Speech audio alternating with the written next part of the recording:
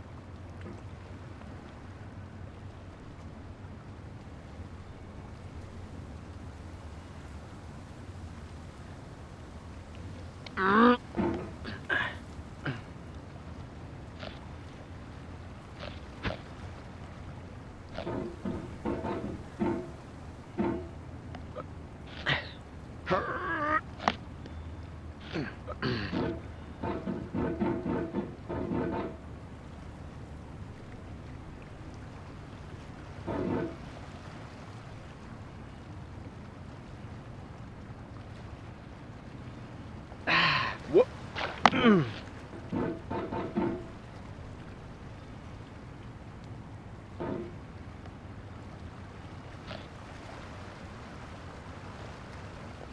There's no feeling more intense than starting over. If you deleted your homework the day before it was due, as I have, or if you left your wallet at home and you have to go back after spending an hour in the commute. If you won some money at the casino and then put all your winnings on red but it came up black. If you got your best shirt dry cleaned before a wedding and then immediately dropped food on it. If you won an argument with a friend and then later discovered that they just returned to their original view. Starting over is harder than starting up. If you're not ready for that, like if you've already had a bad day, then what you're about to go through might be too much.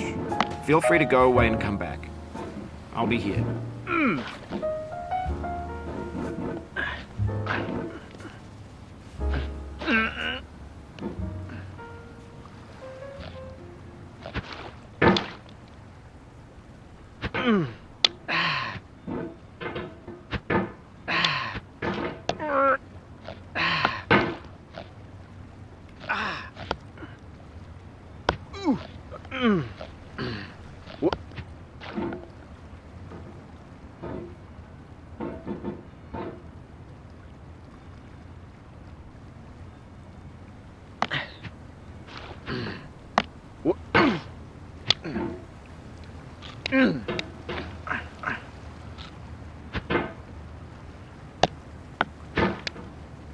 Alright, thanks for coming with me on this trip.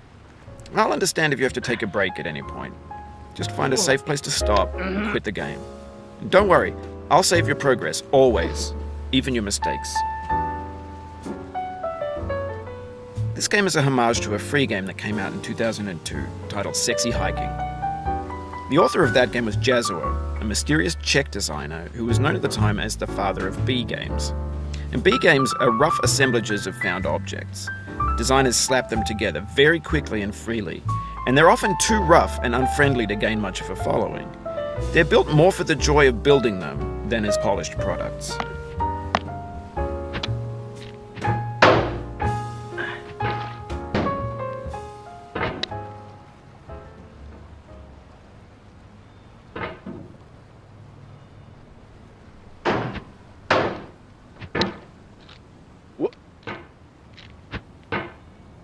In a certain way, Sexy Hiking is the perfect embodiment of a B game.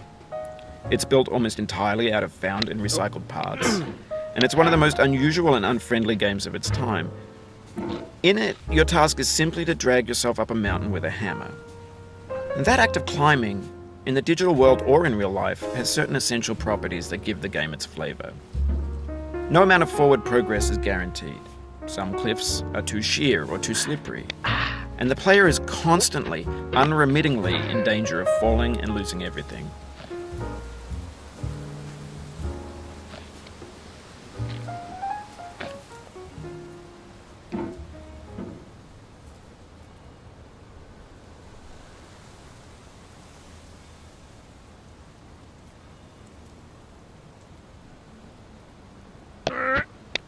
Anyway, when you start Sexy Hiking, you're standing next to this dead tree that blocks the way to the entire rest of the game. It might take you an hour to get over that tree, and a lot of people never got past it. You prod and you poke at it, exploring the limits of your reach and your strength, trying to find a way up and over.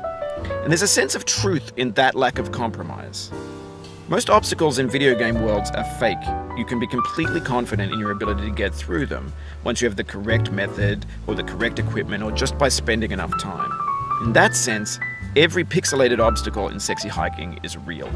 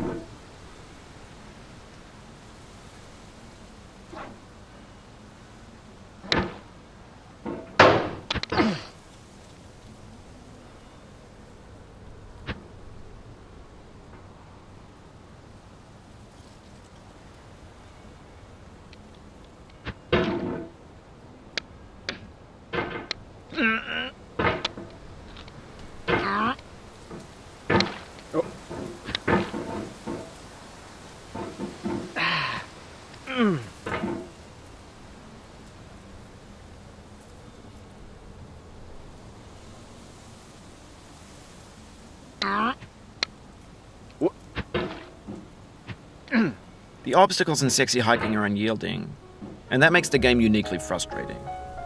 But I'm not sure Jazzuo intended to make a frustrating game. The frustration is just essential to the act of climbing, and it's authentic to the process of building a game about climbing.